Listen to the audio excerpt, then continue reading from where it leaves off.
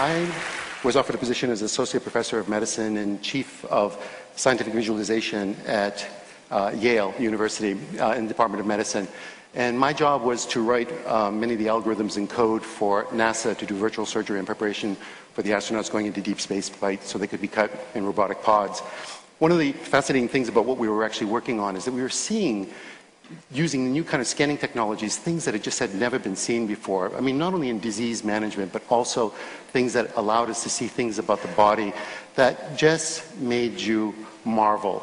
I remember one of the first times we were looking at collagen, and your entire body, everything, your hair, skin, bone, nails, everything is made of collagen. And it's a kind of a rope-like structure that twirls and swirls like this. And the only place that collagen changes its structure is in the corner of your eye. In your eye, it becomes a grid formation, and therefore it becomes transparent as opposed to opaque. So perfectly organized a structure, it was hard not to attribute divinity to it, because we kept on seeing this over and over and over again in different parts of the body. One of the opportunities I had was one person was working on a really interesting kind of micromagnetic resonance imaging machine with the NIH, and what we were going to do is scan a new project on the development of the fetus from conception to birth using these kinds of new technologies. So I wrote the algorithms in code, and he built the hardware. Paul Lauterbro then went on to win the Nobel Prize for inventing the MRI. I get the data. And I'm going to show you a sample of that piece from conception to birth.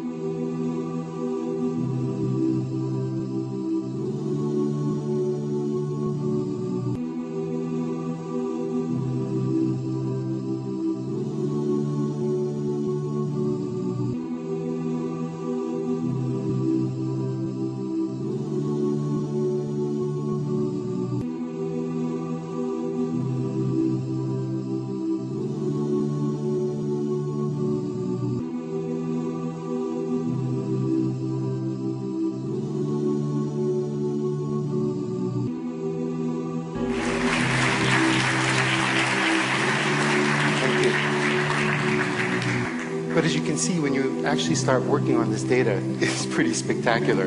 And as we kept on scanning more and more, working on this project, looking at these two simple cells that had this kind of unbelievable machinery that will become the magic of you. And as we kept on working on this data, looking at small clusters of the body, these little, pieces of tissue that were the trophoblast coming off of the blastocyst, all of a sudden burrowing itself into the side of the uterus, saying, I'm here to stay. All of a sudden having a conversation of communications of the estrogens, the progesterones, saying, I'm here to stay.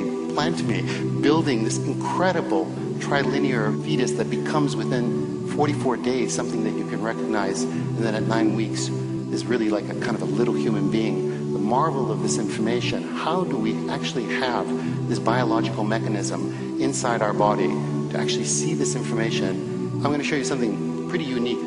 Here's a human heart at 25. It's just basically 2 strands. And like this magnificent origami, cells are developing at 1 million cells per second at 4 weeks as it's just folding on itself. Within 5 weeks you can start to see the early atrium and the early ventricles.